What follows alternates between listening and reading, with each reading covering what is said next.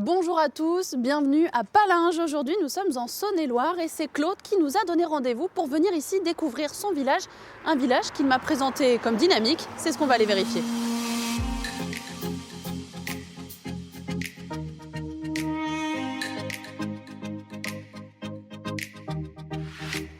Et donc je suppose que c'est vous, Claude. Bonjour, oui, c'est Claude. Bonjour, Fabienne, enchantée. Enchanté. Pourquoi vous vouliez qu'on se retrouve ici, Claude? Eh bien, pour vous montrer Palinges, un peu le dynamisme de Palinges. C'est un village quand même de 1500 habitants qui est assez vivant. Bon, bah alors montrez-nous, moi je suis là Voilà. pour vous suivre, faites le guide. Voilà, donc le marché est le vendredi et le mardi matin, vous avez le boucher ambulant qui vient ici. En plus, le mercredi, vous avez aussi le truck pizza. Ah, c'est pas mal tout ça. Voilà. Mais alors c'est que des camions, il n'y a plus rien, je vois qu'il y a une... Non, il n'y a plus Une rien épicerie ici. fermée. C'est pour ça que vous avez le bureau de tabac qui va ouvrir dans son nouveau magasin un coin épicerie. Bonjour. Bonjour. Donc vous êtes la future épicière du village. Ben, un petit peu, oui. C'est vrai qu'on a eu de la demande. Hein. Voilà, les clients nous disent mais pourquoi vous ne faites pas d'épicerie, pourquoi vous ne faites pas ci, pourquoi vous ne faites pas ça. Donc voilà, on s'agrandit pour faire un plus dans le village. Quoi, voilà. Ça va intensifier un petit peu votre charge de travail aussi, non? Bien sûr, bien sûr. Donc c'est un gros challenge qui vous attend là. Voilà, et Ah, pourquoi pas peut-être créer un emploi à mi-temps, ou on verra Voilà. bien Oui. par la suite si ça se développe. Voilà, le but est là aussi. Bon bah merci d'avoir pris le temps de me Ben, répondre. merci à Je vous en vous. prie, Bah, merci je à vous souhaite bon désolé. courage pour Merci beaucoup. le déménagement, Merci. l'installation. Oui, merci. À bientôt. Bientôt. Claude, vous êtes par là? On continue la visite? Allez. Bon bah vous m'avez pas menti, hein. Il n'y a que des Voilà. habitants heureux à Palinges. Voilà, et puis ça bouge. hein. Bonjour, est-ce que je peux vous prendre quelques secondes de Bonjour. votre temps? Bonjour, je Oui. m'appelle Marie-Hélène. C'est vrai qu'on vit bien à Palinges, on est heureux, mais malheureusement, notre cadeau de début d'année, c'est un pylône de 36 mètres dans le bas du village, sur une butte qui fait bien 10-15 mètres. Et nos Juste maisons... là, à la sortie? Ouais, juste tout en bas. Et nos maisons sont dessous. On refuse pas les antennes, on comprend que c'est important, mais notre commune est tellement étendue que je pense qu'on peut trouver un meilleur endroit. Voilà. Bon Claude, mais vous aviez entendu parler de cette histoire de pylône, vous?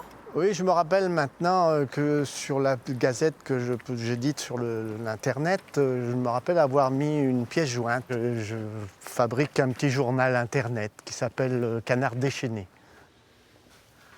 Tout se passe ici, sur Voilà. votre ordinateur. Sur l'ordinateur, c'est là où je fais le palingeois. Le canard déchaîné. J'essaye de raconter ou de montrer aux villageois un petit peu ce qui va se passer dans Palinges. Et pourquoi vous êtes lancé dans ce blog, Claude? Bon, ben, l'informatique, l'ordinateur, j'aime bien. Ici, quand je suis arrivé, ben, j'ai fait des ateliers d'informatique pour les personnes un peu aussi jeunes que moi. Ça m'a fait rencontrer des palingeois tout de suite. J'ai été accepté plus facilement, dirons-nous.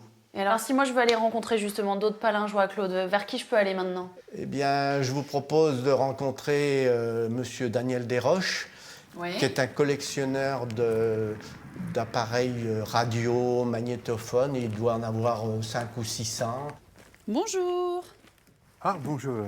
Vous êtes Daniel. Oui? On peut découvrir Ah un oui, petit oui, peu? tout à fait, oui. Je vais... Allez, je vous suis. C'est là? Oui, c'est là. Pardon. On va commencer par la fin, mais ça vient de la disposition des bâtiments. Vous avez les premiers modèles fabriqués en France, un Technifrance qui fonctionne.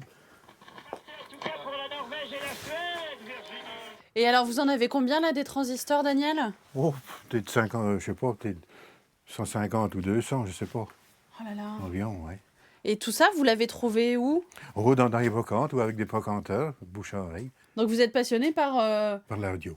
la radio. Ah oui. Fasciné par la radio. Et pourquoi? Qu'est-ce qui vous fascine en fait? Eh ben, au départ, quand j'étais jeune, j'étais devant le poste à lampe et je me demandais comment des gens pouvaient parler dans une petite boîte comme ça. Ah oui. Ah mais c'est très grand ici, Voilà. effectivement. Nous entrons dans le temple de la radio. Incroyable. Donc là, on est sur des radios Ouais, encore? qui sont hautes jusqu'en 1936. Et après, ils les ont fait un peu plus basses. Ici, vous avez des postes suisses. Particularité avec les boutons en bois. Et ce poste-là, c'est le poste du maréchal Göring, le second Hitler, qui a été récupéré par les maquisards de Côte d'Or. C'est pas vrai. Ouais. Là, vous avez écoutez. le poste le plus ancien en fonctionnement, 1927. On peut l'écouter, si vous voulez. Ah bah allez-y. Avec Au contraire, son diffuseur. montrez-moi. Voilà. Vous savez, Daniel, j'ai l'impression qu'on n'aura pas le temps de tout passer en revue. D'accord. Hein. Donc, ce que je propose, c'est de reprendre rendez-vous et de revenir découvrir Oui. tous vos postes les uns après les autres, le jour où j'aurai un petit peu plus de temps. Et les magnétophones, la musique. Eh oui, il faut Musique revenir alors. extraordinaire.